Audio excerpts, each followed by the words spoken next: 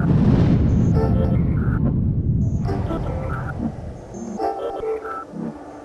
guys, today we're doing a deep dive into some of the shocks that we tested for Shock Value Season 2, our 2.0 series, which is a more budget-minded test. And today we're going to talk about the Dobinsons, which honestly look like quite a substantial piece of kit to me. Yeah, they are really nice looking. If you look at the build quality of these, you'd be quite impressed, which we are. And yeah, they're really nice with the threaded body, the locking collars, the adjustable preload, thick, like beefy shaft. You're not breaking that. The bushings are nice. Everything's really nice about them, and yet they didn't perform the best. Yeah, I was pretty disappointed in them.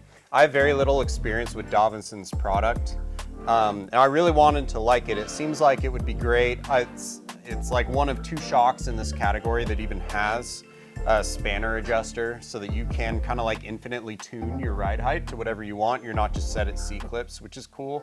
But yeah, I just can't get over the performance. Yeah, I mean, they are an upgrade from stock. So if you're running a stock shock and you put these on, you'll probably be happy just because you're upgrading your suspension. But there's better options, especially for the price of these Dobinsons. Yeah. These Dobinsons are the most expensive ones that we tested by a pretty big margin, actually. And they were, what did we rank them? Third? Yeah, third. So it's like really, yeah, I really don't know what to say about them. I'm a little disappointed. I think it's the same thing like as the iBox, right? Where they're a really well-built, well-made product. I really like everything about them. I like how they look. I like Dobinson as a company. Yeah. But they just need to tune in the valving a little bit better. Which is similar to Fox as well. Yeah, I would agree with that. So, yeah, I think like build quality wise, we've said it a few times now, they were great.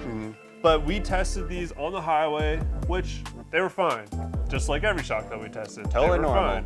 Yep. But as soon as we got into the washboard, they were an upgrade, but they were a downgrade from the ones that we tested previously. Yeah, which was disappointing. Yeah, I don't know what else to say about these things. The rears has just kind of like this pretty thick shaft on it.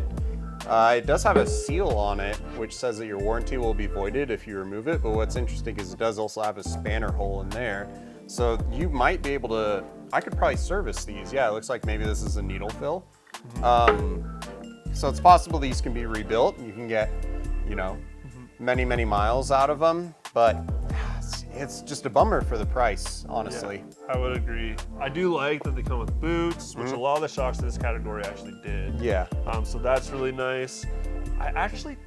These are steel bodies, but I don't know what the coating is, if they're just paint or if there's something else. It feels very robust compared to the OMEs. Yeah, the OMEs. Like I'm here with my nails scratching as hard as I can and nothing comes off. Yeah, so the coating does feel good. I feel like the bushings on the rear shocks could use a bit of an upgrade compared to the other ones. But they're pretty average. Like some of the cheaper shocks also use these bushings. So nothing really to say there. Yeah, out of a 10, what would you give these if a stock was a 5? These are maybe like a 6.8 for me. Okay, so a little better than the iBox. Yeah, they are inherently. The iBox though ride very similar to this, and I think if you put this spring on the iBox, they would be like, you wouldn't be able to tell the difference between the two. I'm wondering if maybe this is a lighter spring rate. Yeah, so these actually are the only shock that shipped to us from Dobinsons that were pre-assembled. We assembled the rest ourselves. So it's cool that that's an option, but it means that they set them up exactly how I told them they should be set up for our truck. So the right ride height, the right coil, and I feel like, yeah, maybe that's the only difference really between the iBox and these is that these had a better coil on it, which is kind of crazy because the iBox make great coils. I think they just maybe picked the wrong rate. Yeah, it might have just been oversprung, and like, look at this nice black, like anodized bottom spring perch. It's been like machined out for the actual spring. You have like this dual lock nut thing going on. You're definitely paying for a more quality product. Yeah. But the tuning is letting them down. So I think Dobinsons could work on that and they would have a banger product here. Yeah, I think so. So thanks so much for watching, you guys. If you like what we're doing, please like, subscribe, hit that bell, do all the normal stuff. If you guys are looking for off-road parts or products, you can, and you're in Canada, you can always check out Overland Outfitters, and they're now in the US as well, too. I think I can say that. And then also, Wheel Every Weekend, we sell a lot of these parts as well. And the important thing is that Braden and I, we really care about what the best part is, and more so than what we get the best margins on. So I find that a lot of shops are super biased because they get really good margins on one product. And then that's the product they sell, and they say it's the best. So we wanted to get rid of all of that, not even know. So our like subconscious bias can't come out, and that's the whole point of this series. So it's been really cool.